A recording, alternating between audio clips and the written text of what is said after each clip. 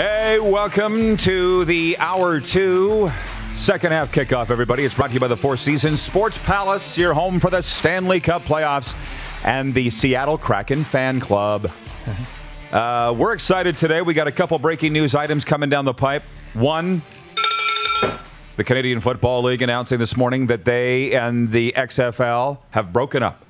They are no longer pursuing a collaboration nor merger. They are no longer talking about talking. They're going their separate ways. Sounds like for good.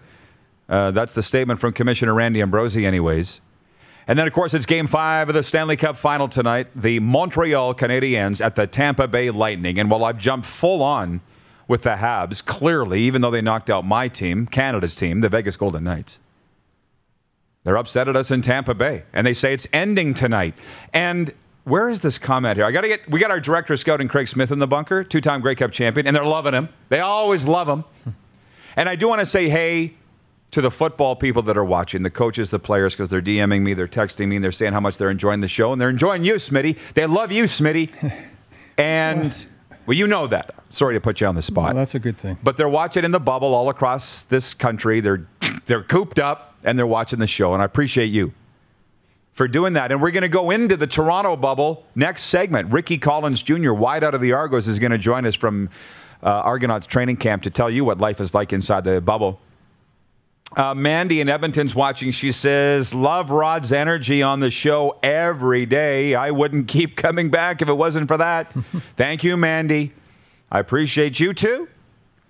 Jeff in Winnipeg says, if this collapse happens, the mayor of Tampa's statement will rank up there with when Arthur Blank decided to leave the press box to be on the sideline to possibly celebrate the Super Bowl win.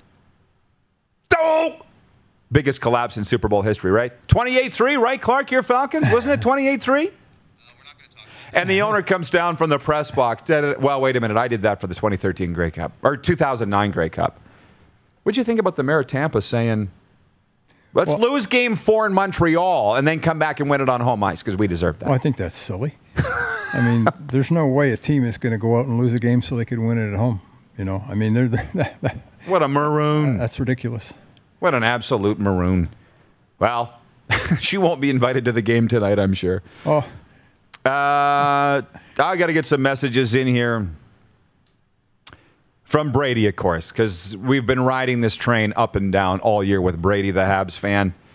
In Saskatoon says, hey, Rod, big Game 5 coming up tonight. My RP Show shop order is out for delivery. Oh, shoot. Where's your gal? We got some nice Montreal Canadiens gear that we're selling from the Rod Pedersen shop. Anyways, obviously Brady's ordered some. He says, I have the Suns winning the NBA Finals in 5. Big news today about the CFL and the XFL parting ways. CFL remains Canada's game. Go, Habs, go. From Jim Wagner, the CFL game is far superior to the XFL, but I do fear what may happen now that the potential hot girlfriend has left the CFL single again. How about that? How about that? Thanks for another great show. And I'll get to the rest of your comments in a moment. It's like Winnipeg.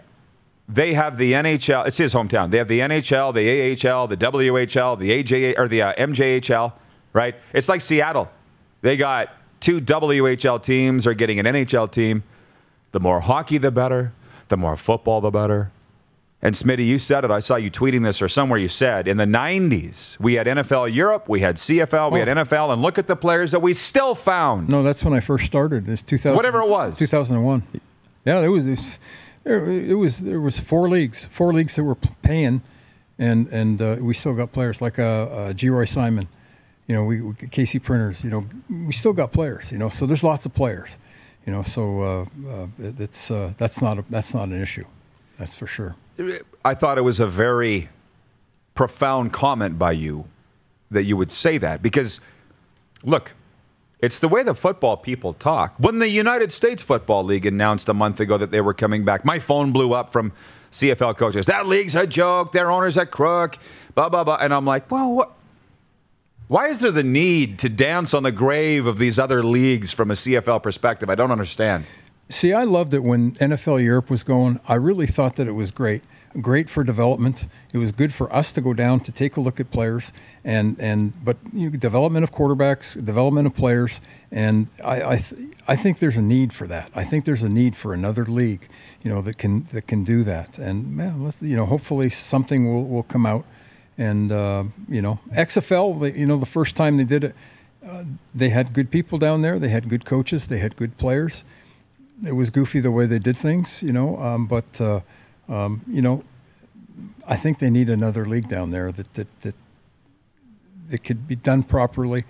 Maybe in the South, not. I've said this before. Don't fight the NFL. Don't be playing when the NFL is playing. Play in the spring, and where there's no NFL, football's pretty good down there. But I think that would be another. It'd be great to have another league down there.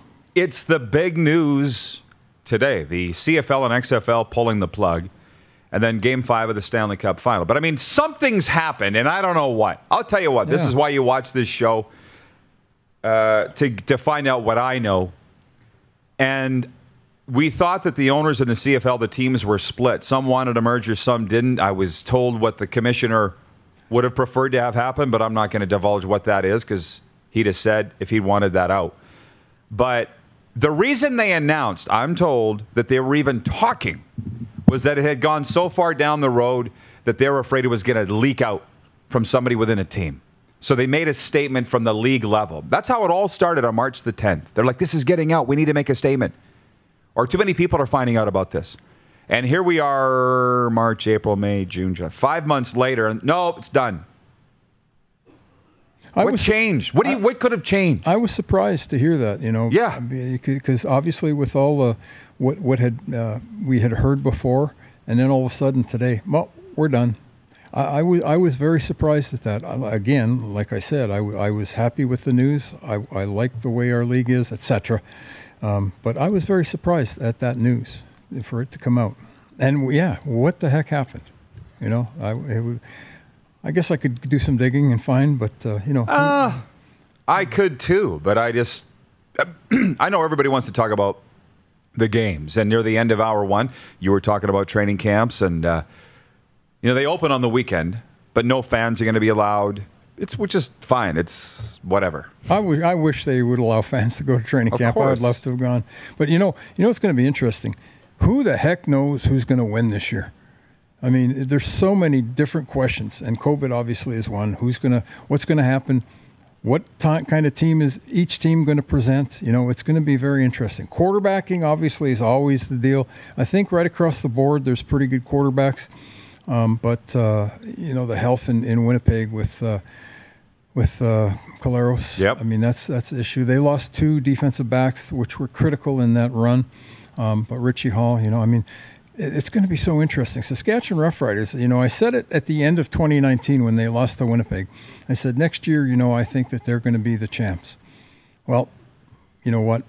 They could be the champs this year. They've got – that's another thing is the 2 quarterbacks that they got. Mason Fine, he's a guy that I watched for years. And in 2018, I was talking to Jeremy, and Jeremy said, I put Mason Fine on. I said, you're kidding me. I said, you should have seen this kid throw. He's a stud, huh? The only problem with him, he's short. He got him at 5'11". He's not 5'11", but the kid can throw. So what a short quarterback has done in our league. So and the other one is Paxton Lynch.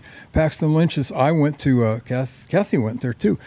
We went to a bowl game in Miami, at where the Miami Marlins play, BYU and Memphis, and Paxton was the quarterback. And I looked at him and I went, well, I guess we're not going to see him. And then, of course, he gets drafted first. Who knows what happens? Just like you just never know, right? You don't know that's what's fun about it. Now he's a writer, so there's going to be a battle there. And Ken Fajardo, can he do what he did? If he does, they still got that running game in Powell. They've got those receivers, offensive line. Labatt missing, and there's another kid that Jacoby Cofield, and Dakota Shepley's gone to the NFL. However, I was talking to a coach the other day from another team, CFL team, a D-line coach, and he's like, the Riders will be fine on their own line. Well, don't forget they got Boyko too, and Evan Johnson. Guy. They signed in free agency. Evan Johnson is a stud. Right. So Riders will be fine there. You know, the fun thing here is what people are chiming in. This was what we've been missing. Jason in Red Deer says, I know who's going to win this year. Sorry, guys. It's Bo and the Stamps. You got nothing to apologize for. Could be. You got nothing to apologize for. Just taking a picture of something. Man, I can hardly wait. But then the Bomber guy writes in. Where is he? Bomber's going to win. Tacona Powley writes from Winnipeg. They're the most. They've kept most of their championship team together. They actually have. They got something going on in Winnipeg, and I remember going to the Hall of Fame induction in Hamilton in 2017-ish, maybe 16. It was awesome, man. It was the Canadian Football Hall of Fame. It was at Tim Hortons Field. It was on the turf. It was just like Canton. Yeah. Beautiful night. It was like 27 degrees Celsius, whatever that works out to, mid-80s. And O'Shea went in that year. Yeah. And G. Roy and Kelvin Anderson and Brian Towers. Did Hoppy? Oh, Towers. No, not Hoppy. Yeah. But anyways, the speech from O'Shea. Of course, I was the voice of the Riders at the time. The speech from O'Shea made my knees knock. And almost got a tear in my eye. And I came back to Saskatchewan, saying, Winnipeg's going to be great with this guy. And look what happened. I was there for 2 years, and I saw, and it's not only him; it's Kyle as well. What they've got, and Ted and Danny. I mean, what they've got is very, very strong, and they'll be good for a long time.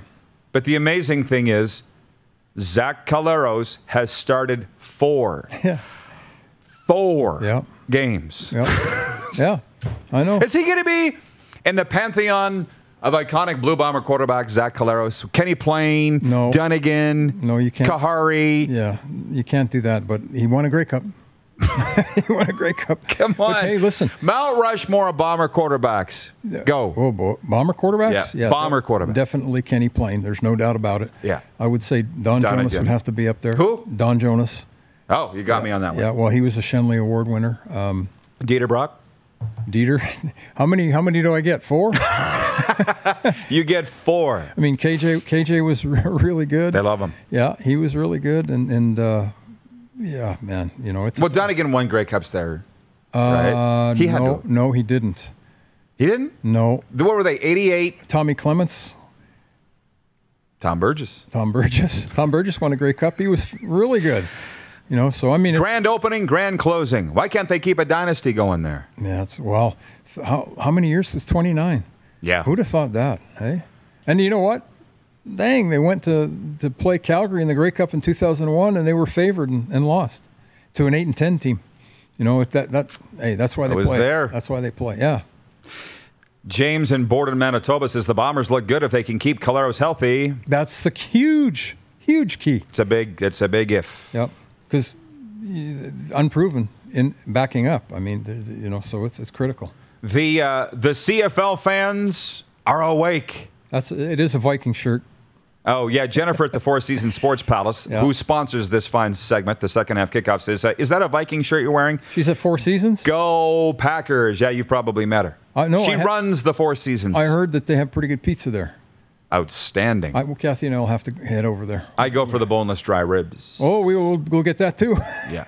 They do take out. Hey, the guys are all saying, and forgive my memory here, but Sean Salisbury, who we've been trying to get on this show for some time, and I just think it slips his mind. He's doing sports talk in Houston right now. Yeah. But they're all saying Sean Salisbury 1990. For sure. But who started the game? I got to apologize. I don't think I watched that Grey Cup. No. Sean Salisbury was in 1988. So he So they got it all wrong? Yes. Salisbury was 88. Burgess was 90. Come on, guys. And 3 quarterbacks. So I had it right. 3 quarterbacks threw touchdown passes in 1990. Sammy Garza, Danny, and Burgess. Troy Durrell writes in and says, how does everybody feel about the Ticats this year? I think their roster is loaded. They're going to be good. And they'll be highly, highly motivated. I got them picked to win the Grey Cup. Yeah, so, I can see that. Yeah. Despite the fact that they're not my biggest fans, I've got the Hamilton Tiger Cats picked to win the Grey Cup. I'm looking at the stat. I got into the big board. Well, Robert Mims had himself a game. 1990. Okay. You people he lives here, that think you know CFL football, I was right. Tom Burgess was the most outstanding player in the football game of the 1990 Grey Cup. So stick that in your pipe and smoke it. I was in the stands at our season tickets. Where was it? BC Place. Was it awesome? It was awesome. And they're all awesome.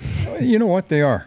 I've been to so many Grey Cups. I went to 13, I think, before I was in one. Yeah. And I've been in 4 and who is it? The Kabilas, Jeff? Yeah, Jeff Kabilas in Winnipeg. He asked about the Grey Cup, how heavy it is. It's not that heavy. It's very surprising. It's such a big trophy, but you take a look at it. It's just made of thin metal, and you can pick it up pretty easy. So it's not a heavy thing. No, and as you asked if I lifted it up, and I have, but the Stanley Cup, I have not, because I've never won it. But all the boys say it's heavier and heavier. I bet. That's what they say. I don't get that I'll probably ever lift it. Paolo is watching on YouTube, and he's had a few comments here. I'm trying to find his first, just regarding the CFL and XFL splitting up today. He says, if two major media companies enter talks to explore a merger and mutually decide against it, is it a waste of time or just following what due diligence revealed? Because he's saying it was not a waste of time. I'm saying it's a waste of time. Arash is saying it's a waste of time. He goes on to say, Paolo, is it a waste of time to simply explore an endeavor and then decide not to pursue it? CFL simply announced they were talking. That's due diligence. These talks can always be continued in the future. For sure, I think DuPont said that. My first take, I was just leaving the house this morning and boom, notification went off from TSN that they've dropped the talks. And I'm just like, of course they did. Why even announce it in the first place then? Now, listen, it's given me 4 months of content, right? But the stuff that's coming out on Twitter with some CFL people, by the way, saying, just look who leveraged your fears as a CFL fan for their own ratings and clicks. You know what you can do? Shove it. How about that? But why? Why do I even go on Twitter? Well, there was a reason why the talk started. Why? Because there was the money issue. So and there's no harm in talking. And you know me, you know how many times I've said never say never. Who knows what's going to happen in the future? The big thing is people out there, what you got to do is you got to make sure that you go buy tickets and fill the stands when you can to support this league so we can keep it going forever. And that's the bottom line. Gary Echeverry. Never's a long time. Yeah. What a beauty. Yeah. Listen, James in Morton, Manitoba says, I'm just happy to have the RP show and a CFL season at the same time. I did not start watching till COVID hit, so having real games to talk about will rock. Oh, yeah. That's the secret sauce. Glenn Erickson in Medicine Hat says, yep, Ticats look solid. That's why that August 14th game in Regina is on my dance card. A good early season measuring stick for both teams. And one more, Jason in Red Deer says, dang, Craig has a memory like an elephant. That's what makes you great at your job, Smitty. Yeah. Can we do this? Can we do this more? I'd love to. I'm finally getting the life back. After I haven't really been doing stuff for 3.5 years because of leukemia, and then this pandemic hit, and then I really locked down. So Kathy and I have been pretty much locked down. I went to a store, and people the Ultimate Fan Zone. This is one of the best hats that I've ever had. I couldn't. Obviously I'm a big Viking fan. Kathy, how many hats do I have? I have a lot. Yeah, I have a lot of hats, but I couldn't believe it when I went into the store. I mean, if you're interested, just take a drive out to Moose Jaw, take a look. They got so many different things, every different types of sport. I tried this thing on. I went, I got to buy it. It's just totally incredible. Plus, it's your team. Plus, it's my team, but it's a little stretchy for this big noggin. And I bought a Detroit. I didn't have a Detroit Lion hat, and I've got a guy that works there in player personnel that I really respect. So I wanted to buy that. I got 2 hats, and it's a great place. You could have bought them all. Ultimate Fan Zone, Moose Jaw. Smitty, thanks. Kathy, thanks for everything. Appreciate it. See you, Jasper. And people, please go buy some tickets. Let's get this CFL rolling. You're watching Rod Pedersen On Demand. For more of The Rod Pedersen Show, visit rodpedersen.com or follow Rod Pedersen on social media.